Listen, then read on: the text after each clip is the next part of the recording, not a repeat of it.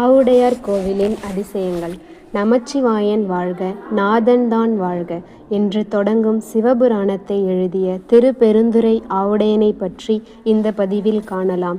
அரிமேரி பாண்டியனின் அமைச்சராக இருந்த திருவாதுராரை மாணிக்க வாசகராக மாற்றிய பெருமை இத்தல இறைவனையே சாரும்.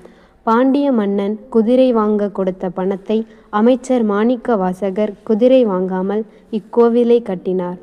மன்னன் குதிரைகள் எங்கே என்று கேட்டபோது மாணிக்க வாசகர் ஆவணி மூலத்தன்று வரும் என்று பதிலுரைத்தார்.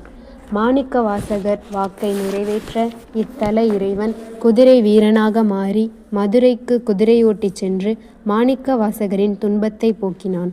ஆவுடையான் குதிரையை அரசனிடம் ஒப்படைத்து திரும்பியவுடன் அனைத்து குதிரைகளும் நரிகளாக மாறின. அரசன் வந்தவன் சிவனே என்பதை உணர்ந்து மாணிக்க வாசகரை விடுவித்தான்.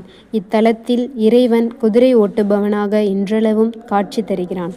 அரச போகத்தை துறந்த மாணிக்க வாசகர் இத்தலத்தில் சிவபுராணத்தை இயற்றிய போது இத்தல இறைவனே சிவபுராணத்தை ஓலைச்சுவடியில் எழுதினான். இதை மெய்ப்பிக்கும் வண்ணம் கல்லால் ஆன மரத்தடியின் கீழ் சிவன் மற்றும் மாணிக்க வாசகரின் உருவம் இன்றளவும் காணப்படுகிறது. மற்ற தலத்தில் ஐம்பொன்னால் ஆன நடராஜர் உருவம் இத்தலத்தில் கற்சிற்பமாக காணப்படுவதற்கு காரணம் இத்தலத்தின் உமையவள் பாதம் மட்டும் காணப்படுவதால்.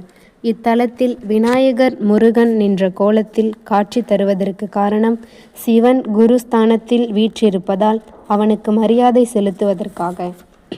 இத்தலத்தில் சிவன் உருவமாக காட்சி தருவதால் அவனின் ஆவுடைக்கே அபிஷேகம் நடப்பதால் இத்தலம் ஆவுடையார் கோவில் என்று அழைக்கப்படுகிறது.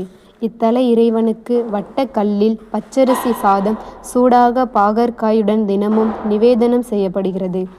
இத்தலத்தில் நந்தி இல்லாததால் பிரதோஷம் பூஜை செய்யப்படுவதில்லை. இத்தலத்தின் திருவிழா அனைத்தும் மாணிக்க வாசகருக்கே கொண்டாடப்படுகிறது. சிவனுக்கும் மாணிக்க வாசகருக்கும் ஒரே நேரத்தில் தீபம் காட்டப்படுகிறது.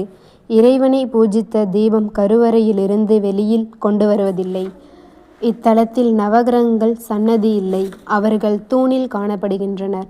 கோட்சமூர்த்திகளான தட்சிணாமூர்த்தி, பிரமன், துர்க்கை, விஷ்ணு இல்லை.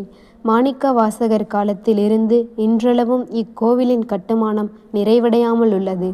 இத்தகைய அதிசயம் கொண்ட ஆவுடையார் கோவில் புதுக்கோட்டை மாவட்டம் அறந்தாங்கியிலிருந்து 15 கிலோமீட்டர் தொலைவில் உள்ளது. இத்தலத்தில் தினமும் சிவனடியாரால் திருவாசகம் ஓதப்படுகிறது. நாம் அதை கேட்டால் நம் மனம் உருகும். நாமும் இத்தல இறைவனை தரிசித்து இன்புறுவோம். நன்றி.